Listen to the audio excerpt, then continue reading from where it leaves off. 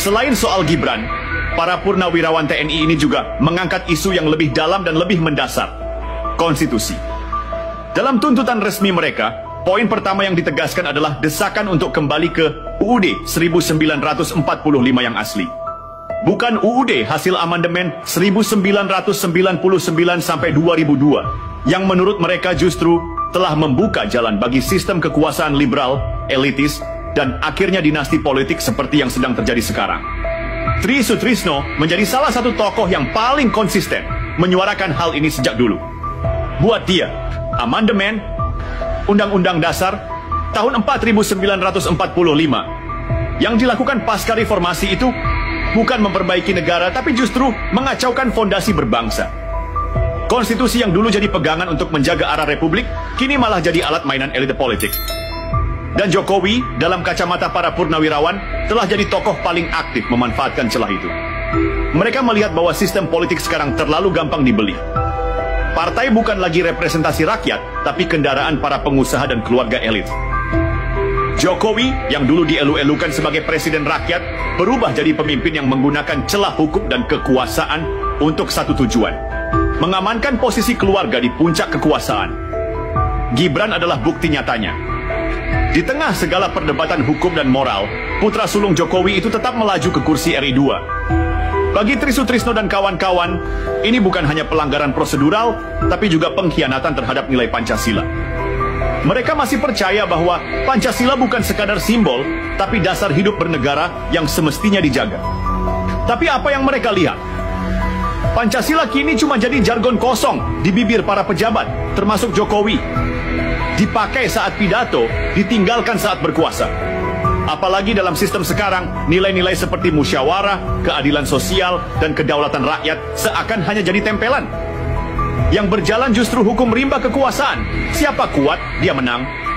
Dan Jokowi, dengan seluruh jaringan politik dan kekuasaan yang ia bangun selama 10 tahun, jadi simbol paling terang dari kerusakan itu.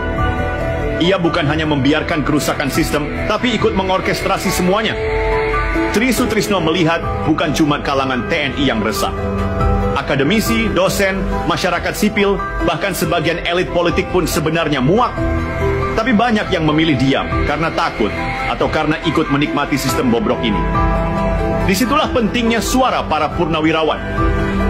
Mereka mungkin tak punya jabatan lagi, tapi mereka masih punya kredibilitas moral. Dan mereka tahu kalau tak ada yang bicara sekarang, bangsa ini bisa kehilangan arah sepenuhnya. Dari semua isi tuntutan Forum Purnawirawan TNI, tidak ada yang lebih menyentak publik selain satu hal: desakan agar Gibran Rakabuming Raka dicopot dari kursi wakil presiden. Bagi sebagian orang ini mungkin terdengar berlebihan, tapi bagi Tri Sutrisno dan kawan-kawan, ini adalah harga yang harus dibayar demi menyelamatkan republik dari bahaya besar bernama politik dinasti. Tri Sutrisno menyatakan dengan jelas bahwa persoalan bukan pada sosok Prabowo. Ia tidak mempermasalahkan jalan Prabowo menjadi presiden. Tapi soal Gibran, itu cerita lain.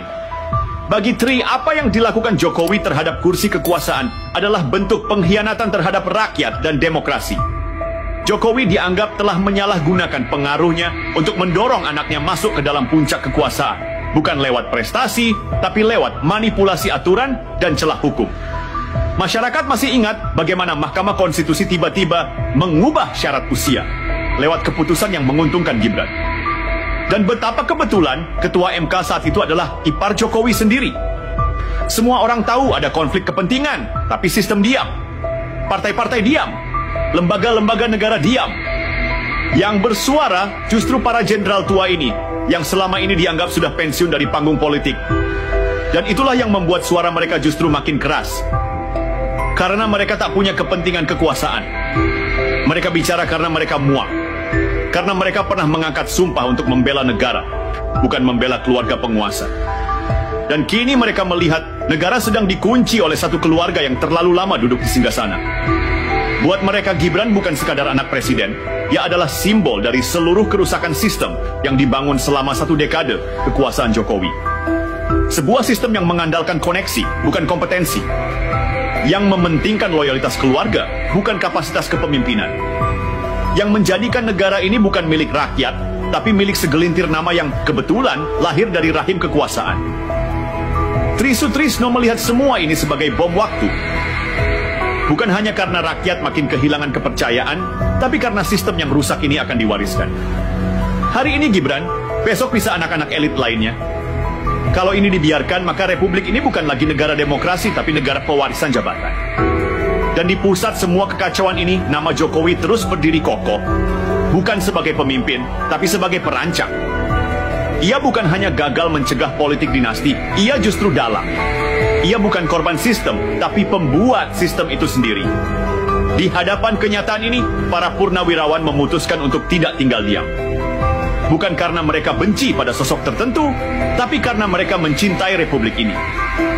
Mereka tahu kalau Gibran tetap dipertahankan, maka sejarah akan mencatat bahwa negara ini pernah dibajak oleh ambisi seorang ayah untuk melihat anaknya berkuasa. Dan bagi mereka, itu adalah tragedi nasional.